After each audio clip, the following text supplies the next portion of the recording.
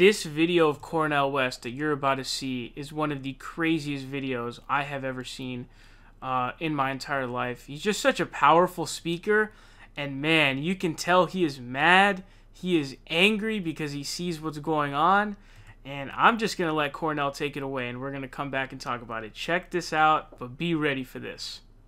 When it comes to the chocolate side of the country, oh yes, oh yes. No, I got a deep love for my black people. I wouldn't be standing here without black love, without my mom and my daddy in Shiloh Baptist Church and Willie P. Cook, my vacation Bible school teacher. And I say, what has happened that first black leadership itself has become so open to just money and status, rather than bearing witness to a justice that makes them over against the status quo? Black people historically have always been the most progressive community in the history of this nation. 244 years of white supremacist slavery, 100 years of neo-slavery called Jim and Jane Crow. We've been on the cutting edge, but since the 1940s, since 40 years ago, all of a sudden we got a wave of black middle-class folk who think that somehow their access to opportunities is the measure of black progress rather than Precious, Shaniqua, and Jamal on the corner. So they didn't really zero in on the mass incarceration regime. They don't talk about the decrepit school systems in the hood. They don't talk about inadequate housing. They don't talk about not enough jobs with a living wage. They don't talk about the need for Medicare for everybody that's going to disproportionately help black people and brown people and red people. What has happened to our black leadership? Some of them just sold out. Other ones have just given up. And the rest of them, they're so scared. They're so addicted to the familiar. They don't want to step out on the best. They want to settle on the mediocre and the middling. I'm going with the best of America. I'm going with Bernie Sanders.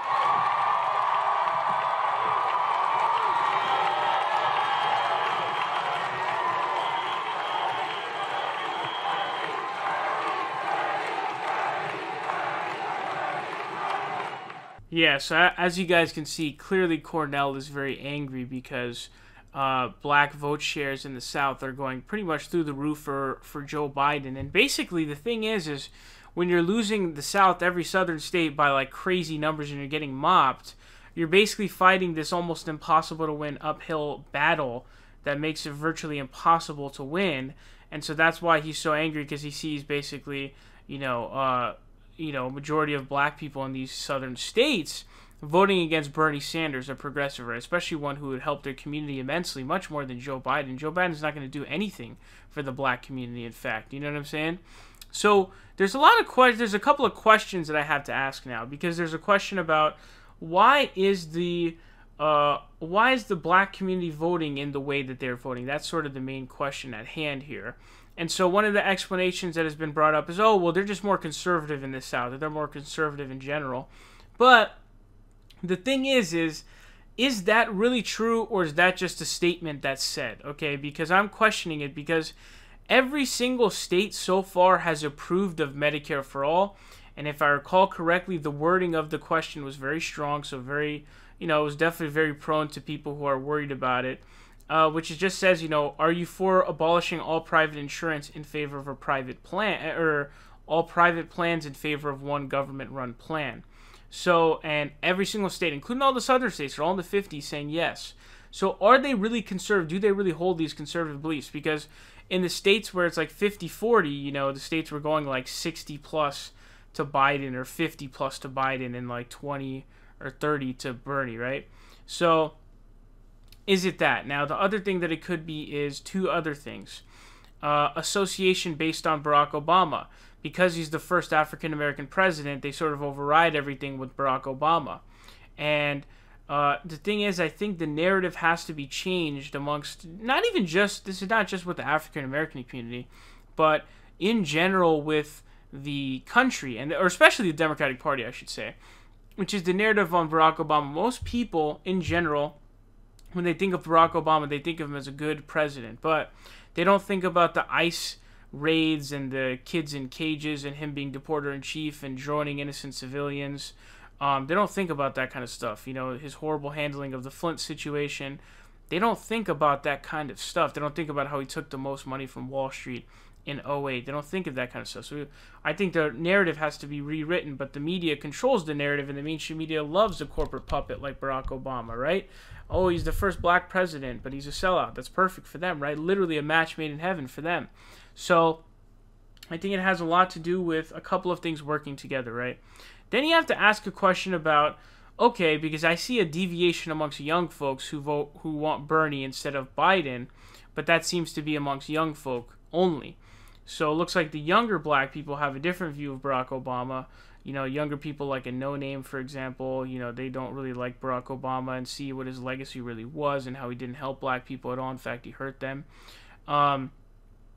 So I think it's kind of a combination of, and then you ask, okay, what is the share of young people in the black community who are voting, right?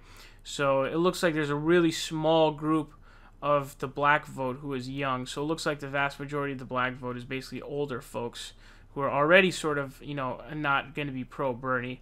And so then you have Barack Obama, and it's like, oh, okay, it's this big, like, shit fest that comes together all in this one big, you know, turd can, essentially. So then on top of that, the last thing I have is black leadership. Now, Cornel West there is basically saying black leadership is sold out. He's absolutely right, by the way. So a lot of people are giving the credit of the Joe Biden win in Super Tuesday to James Clyburn, who came out and endorsed Joe Biden. He was a very influential representative in the South. Now, Jim Clyburn has taken like $1 million from Big Pharma. So he's a sellout through and through, full-on sellout, complete sellout. So that's not even debatable, right? It's just a fact, all right? Cornel West saying he's a sellout. Now, I think that black leadership has turned very conservative. I want to say black leadership is more conservative than the electorate itself. And someone even like a John Lewis, for example, who was a hero, a civil rights marcher, right? Absolute hero, you know? He's also, you know, basically sold out, right? He endorsed Hillary Clinton in 2016. Like, bro, Martin Luther King Jr. is rolling in his grave at the thought of endorsing Hillary Clinton. Seriously, dude. MLK, the reason why he was killed was because he was protesting the Vietnam War. All right, he was leading a poor people's campaign. He was saying the evils of capitalism and racism and imperialism are all in one, so we need to get together and fight these.